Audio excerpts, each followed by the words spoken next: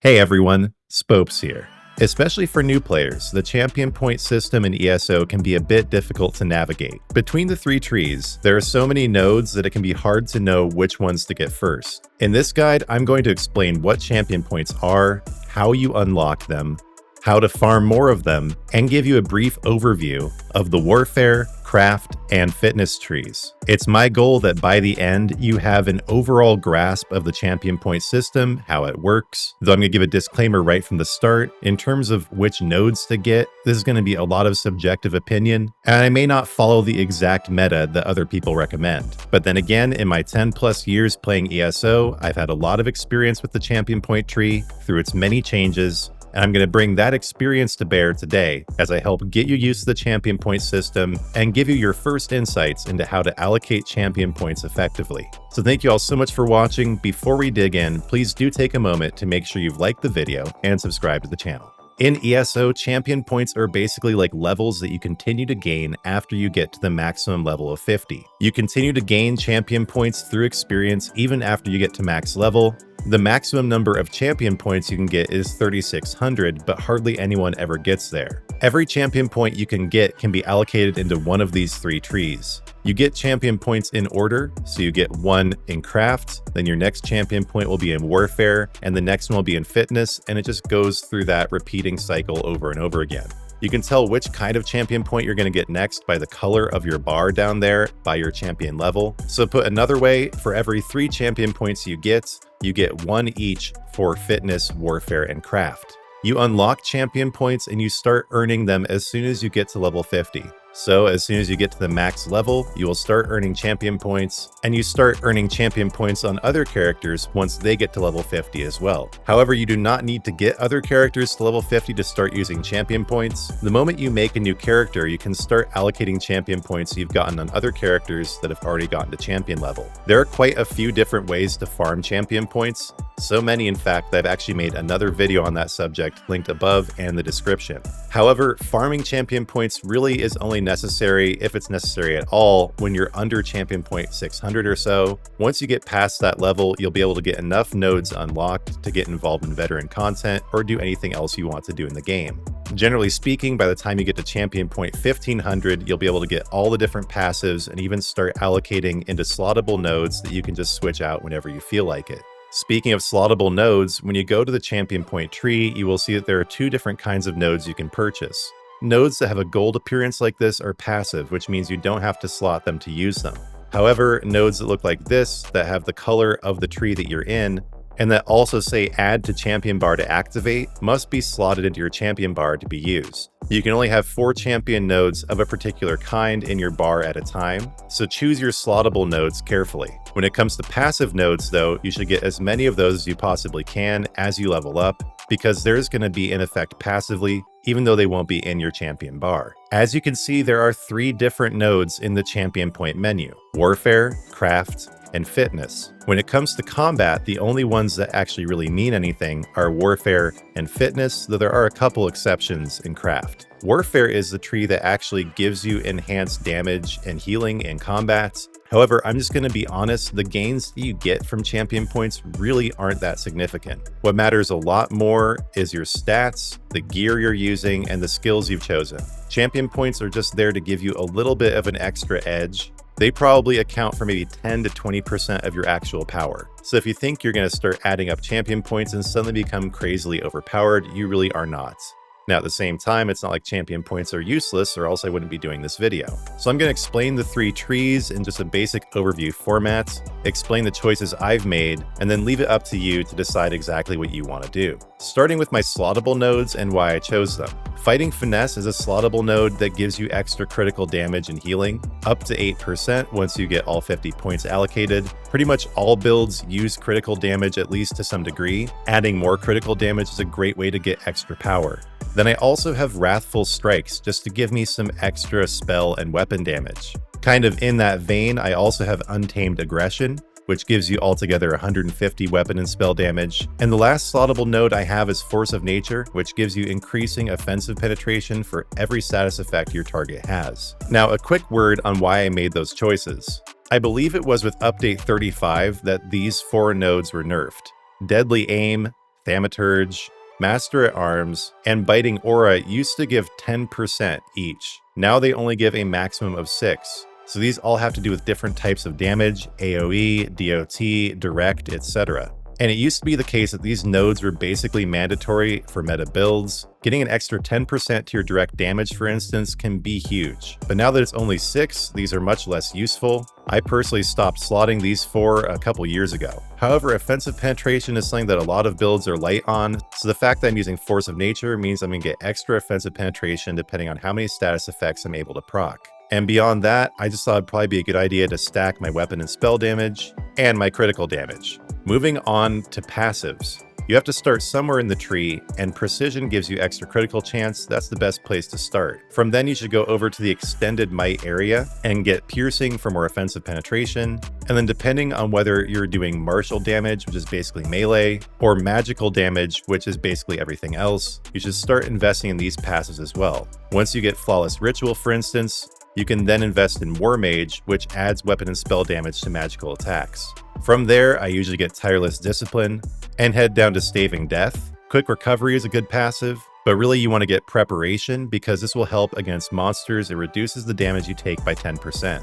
In this section, you also want to get Elemental Aegis to reduce your magical damage taken, and Hardy to reduce your martial damage taken. Beyond that, you should also invest in the passive Eldritch Insight for extra magicka, and get Blessed under Mastered Curation to increase your healing done. Now, of course, this only applies to this overall builds or DPS builds. If you are a dedicated healer, you're going to want to invest in Mastered Creation earlier. Your choices may also change if you're a tank. My goal is just to basically explain my choices, why I made them, to give you an insight into how the tree works. I recommend looking up an actual build guide if you want to know what to slot for your particular approach. Moving on to the fitness tree, which mostly improves your survivability. The 4 skills I have slotted are Siphoning Spells, Bloody Renewal, Rejuvenation, and Celerity. Now this tree is a lot more up for interpretation. It's essential to tanks, but you can change things around as a healer or a DPS. I mainly have Siphoning Spells and Bloody Renewal slotted because I do a lot of grinding mobs, and this makes sure I don't run out of resources as I do so. That's also why I've invested in Rejuvenation, but you might want to choose Boundless Vitality or Fortified for PvP, or if you want to increase your armor or health generally. Also, I like Celerity for improving my movement speed, but it's not necessarily a must-have. You might want to swap that out for Strategic Reserve or even Bastion. In terms of the passives, you need to start somewhere, so I start with Hero's Vigor, then I go over here to get Hasty, down a little bit to get Sprinter to reduce the cost of sprinting, then over here to get at least 10 points in Mystic Tenacity, so I can move on over here to Tumbling and Defiance, which reduce the cost of Roll Dodge and Breaking Free respectively. Piercing Gaze is also useful if you do any PvP, as is Tempered Soul because you come back to life with more resources. Over on this side, I do recommend Tireless Guardian and Savage Defense and Bashing Brutality if you ever do any blocking or bashing. Fortification is great also for blocking, and I recommend getting Nimble Protector so that you can move around a little bit faster while you're preparing to block. But again, just summarizing, fitness is less important than warfare for doing damage. This is more along the lines of healing and tanking, though of course where you allocate here does make a difference in your survivability. Now lastly, moving on to the craft tree. Pretty much the only one that's actually useful here from an actual combat perspective is Breakfall. For instance, if you're jumping off the ramparts in Cyrodiil, this means that you'll take less damage when you hit the ground. War Mount can also be useful in Cyrodiil when you're getting from keep to keep, but mainly the points you allocate here will help you with making gold and doing crafting. Also, there's Steed's Blessing, which helps you move faster. It's a slottable, so let's talk about the slottables I've chosen in craft. Aside from Steed's Blessing, I also have Master Gatherer to reduce the amount of time it takes me to gather resources, Gifted Rider to increase my mount speed, and also Friends in Low Places because I like to do crime and I don't want to have to pay for it. The passives that I find to be the most useful are Wanderer to reduce the amount of gold you spend when using way shrines, Fortune's Favor to increase the amount of gold you get from chests and safe boxes, Gilded Fingers to increase the overall amount of gold you get, Inspiration Boost if you're leveling a crafter, Meticulous Disassembly to get better materials when you deconstruct items, and also this new node they just added in with U46, Discipline Artisan, which helps you level skill lines faster. You may also want to invest in Professional Upkeep to make it easier to repair your armor. And there's also Treasure Hunter to increase the quality of items you get in treasure chests.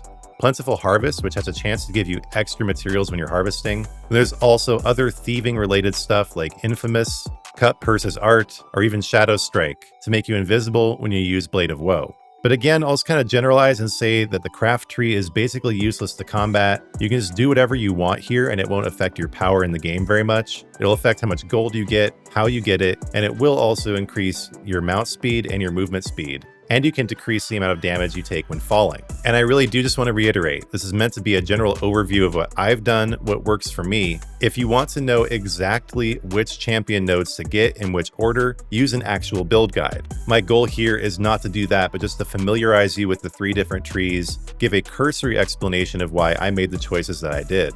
And that just about covers it. Just to summarize what I've said so far, champion points are kind of like levels that you get after you get to level 50. You can allocate them into Warfare, Craft, and Fitness. Warfare increases your damage and healing, Fitness increases your survivability, and Craft mainly increases the amount of gold and resources you can get, though it can also increase your mount speed and movement speed. I do have a guide on how to farm champion points, which you do start earning as soon as you get to level 50.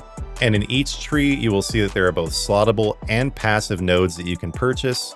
You can only slot 4 slottable nodes at a time, so choose those ones carefully while gradually investing in all of the passives. And lastly, I can't say this enough times, if you want to know exactly where to put your champion points, use a build guide. Every good build guide tells you exactly which nodes to get. So I really hope this general overview helped you understand the champion point system, gave you a general idea of what to invest in first, helped you understand how this system works, some of the changes that have been made to it over the years, and just overall made you feel more comfortable with earning and allocating champion points in your journey in ESO. If the video was helpful, please don't forget to like it and subscribe to the channel. I have lots more beginner-friendly content, both already up and planned for the future. And please do comment with your ideas. What are your favorite slottable and passive nodes? If you're an expert player, what tips do you have for new players? If you are a new player, is there anything you're confused about? Either I or someone else in the comments will be happy to help you figure it out. And if you want to join a community of people who are always there to help out,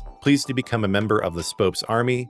I have plans starting at just $1 a month that give you access to all my member videos, and then higher levels give you access to our Telegram server, where we can share ideas, get to know each other, and overall improve our game. You can also support me by dropping a super thanks in the comments, or by going to spopesector.com and picking up a t-shirt or a copy of my book.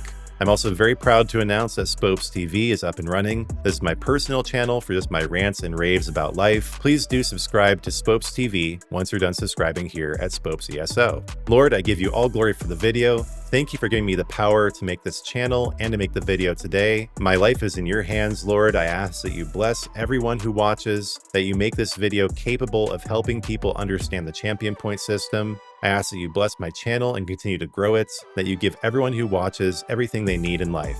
Lord, in your mercy, hear our prayer. So again, I really do appreciate you watching. Thank you so much for being here. Please do like and subscribe. And when you do subscribe, turn on notifications because I'll be back soon with new content.